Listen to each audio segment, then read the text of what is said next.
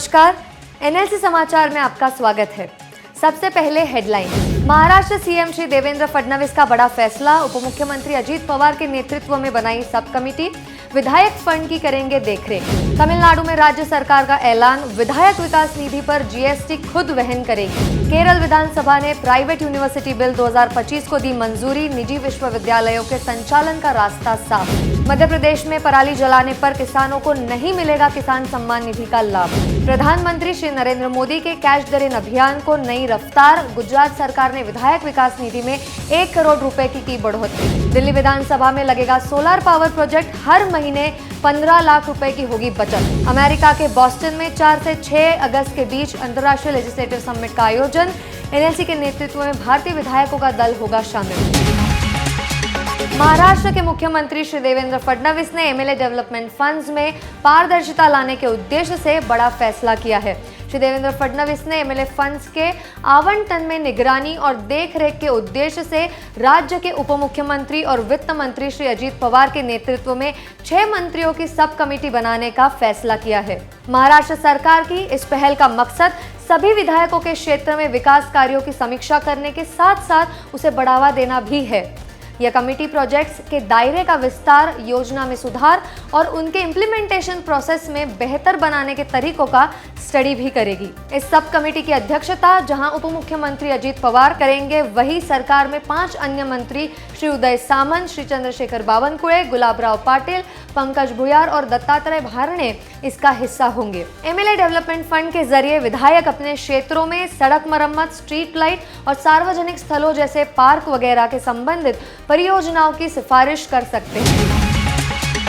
तमिलनाडु में राज्य सरकार ने विधायक विकास निधि पर जीएसटी खुद वहन करने का फैसला किया है, जिससे विकास के कार्यों में देर न हो। तमिलनाडु के मुख्यमंत्री एमके स्टालिन ने विधानसभा को बताया कि राज्य सरकार विधायक निर्वाचन क्षेत्र विकास निधि पर लगाए गए 18% जीएसटी का भुगतान वहन करेगी। तमिलनाडु सरकार हर विधायक को एमएलए कॉन्स्टिट्यूएंसी डेवलपमेंट स्कीम के तहत हर साल 3 करोड़ रुपए की राशि विधानसभा क्षेत्र के विकास कार्यों के लिए देती है। लेकिन अब तक इस राशि में से जीएसटी का भुगतान किया जाता था, जिससे कार्य की वास्तविक लागत पर असर पड़ता था। अब इस नई व्यवस्था के तहत विधायक पूरे 3 करोड़ रुपए अपने क्षेत्र में विकास कार्यों पर खर्च कर सकेंगे, जबकि उन कार्यों पर लगने वाला जीएसटी राज्य सरकार खुद चुकाएगी। भारत के कई राज्य पराली के प्रदूषण से परेशान है। पराली जलाकर प्रदूषण फैलाने वालों के खिलाफ मध्य प्रदेश की सरकार सख्त कदम उठा रही है। मुख्यमंत्री डॉक्टर मोहन यादव के नेतृत्व में मध्य प्रदेश मंत्रिमंडल ने बड़ा फैसला किया है। कैबिनेट ने पराली जलाने वाले किसानों को किसान सम्मान निधि योजना के तहत मिलने वाली आर्थिक मदद पर 1 साल के लिए रोक लगाने का फैसला किया है। इस फैसले से पराली जलाने वाले किसान प्रधानमंत्री किसान सम्मान निधि के लाभ से साल भर के लिए वंचित हो जाएंगे। मध्य प्रदेश सरकार किसानों को किसान सम्मान निधि के रूप में प्रति वर्ष 12,000 रुपए प्रदान करती है। इसमें प्रधानमंत्री किसान सम्मान निधि योजना के तहत 6,000 रुपए दिए जाते हैं, जबकि इतनी ही राशि राज्य सरकार भी किसानों के सम्मान में देती है। इसके साथ ही मध्य प्रदेश की सरकार साल भर ऐसे किसानों की उपज न्यूनतम समर्थन मूल्य यानी एमएसपी पर नहीं खरीदेगी।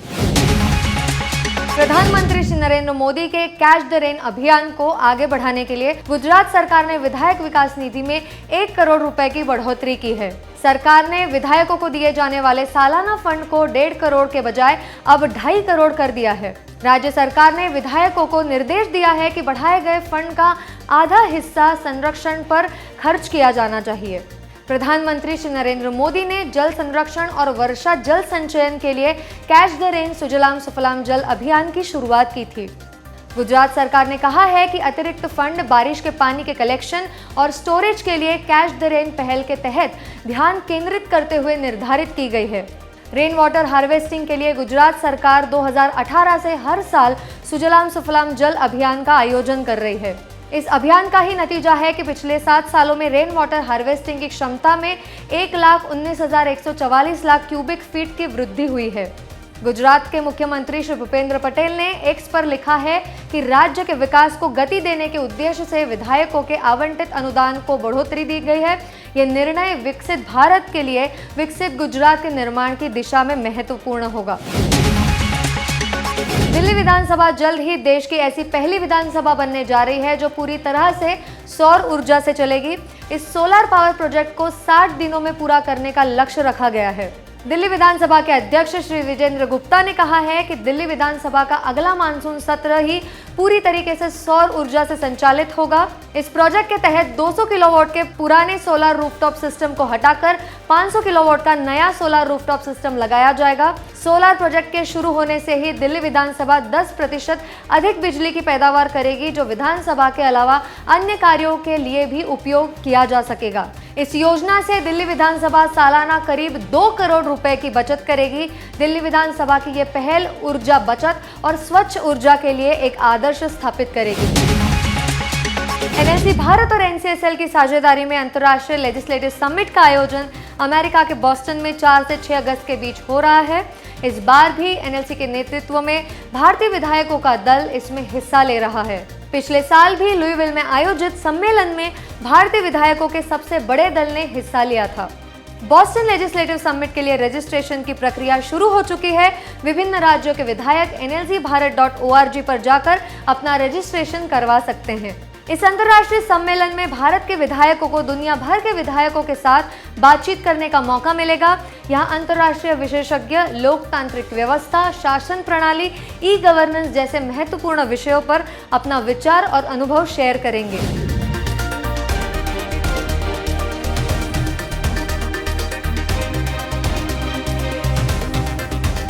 जैसे कि आप सभी को मालूम है कि नेशनल लेजिस्लेटर्स कॉन्फ्रेंस यानी एनएलसी भारत देश का एकमात्र ऐसा गैर राजनीतिक मंच है जिसके माध्यम से सभी राज्यों के विधायक आपस में संवाद करते हैं। जून 2023 को मुंबई में एनएलसी भारत का पहला सम्मेलन आयोजित किया गया।